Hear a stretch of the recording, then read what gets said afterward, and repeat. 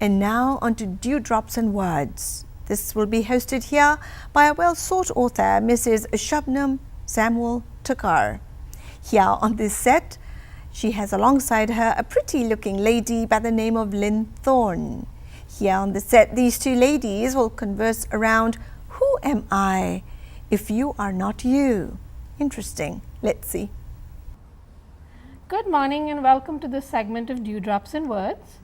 My name is Shabnam Samuel Takar and I will be your host for this segment. Nothing about life is simple now, is it?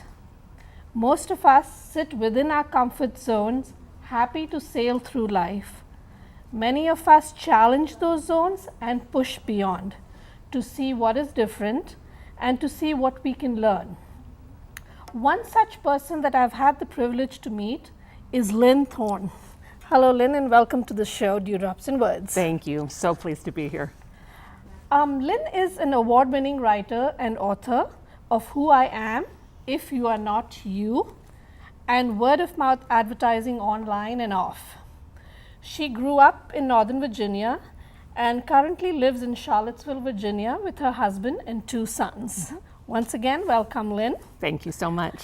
So tell me, Lynn, from writing a book on advertising to writing a narrative nonfiction, how did that come about?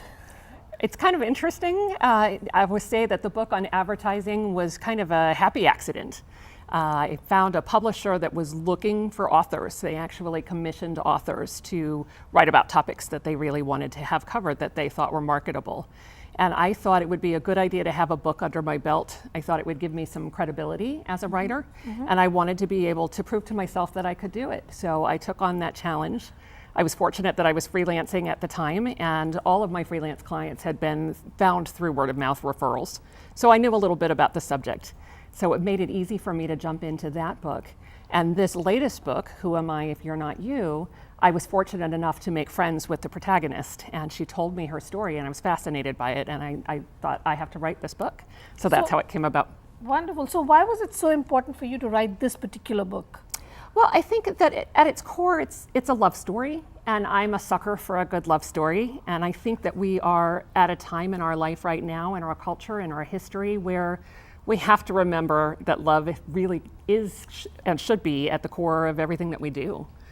So I thought it was important to get that message out, and this book gives me an opportunity to do that. Wonderful. I love the cover design, by the way. It's beautiful. Thank you. Now, this topic for the book was unfamiliar ground for you. Mm-hmm. Did you have to do a lot of research? What was your process in writing this book? I did a lot of research. The book is actually the true life story of a couple, and I spent many hours, many Saturday mornings in their kitchen with them at their kitchen table, taking copious notes as they answered my questions on and off.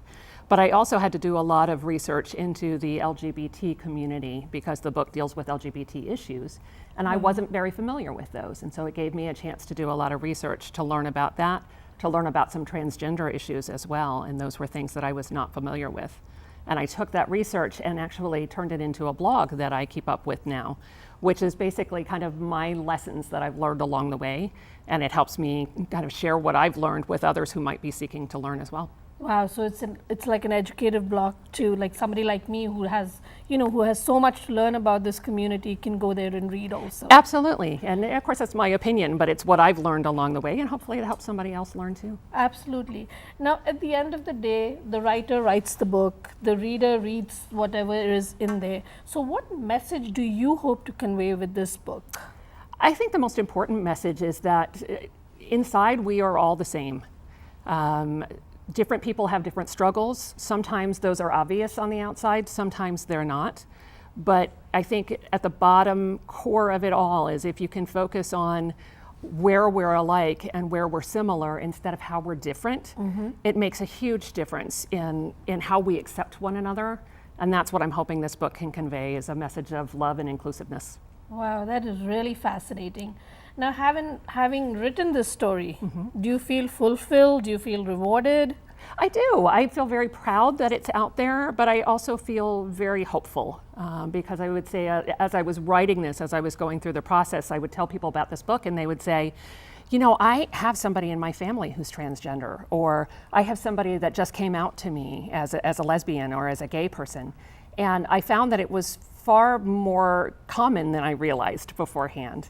And I'm hoping, again, that by telling this story and sharing this information, maybe we'll realize we're all a little more connected than we think we are. Oh, absolutely. It's less than the 6th degree of separation. You bet. Yeah. Now, the two people whose lives you've depicted in this book, have they read the book? They have. They actually read bits and pieces of it. I would send them chapters at a time as we went through, just trying to make sure that they were okay with it, that it was accurate, that it was depicting their relationship accurately.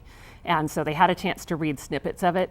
And then before it went to print, they had a chance to read the full manuscript, and they have a hard copy of it now that it's out. So they have it in their hands and they can read it as often as they like. Do they like what you've written? They do, Okay. they do. In fact, Jennifer told me, she said, I couldn't have written it better, which is kind of neat when she's talking about her own life. So I took that as a big compliment. Absolutely.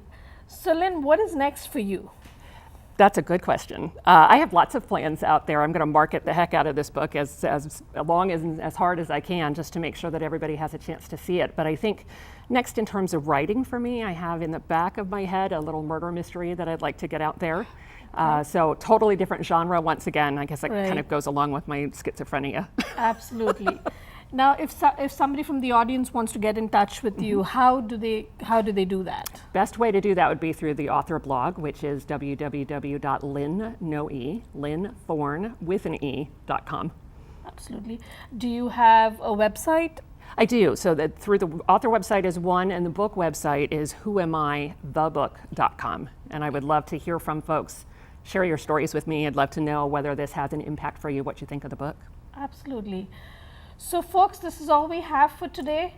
Thank you once again, Lynn, for coming in. And I've read your book and I loved it. Thank you so much. That means the world to me. You're welcome. Thank you again for coming, and thank you, folks. See you next Saturday.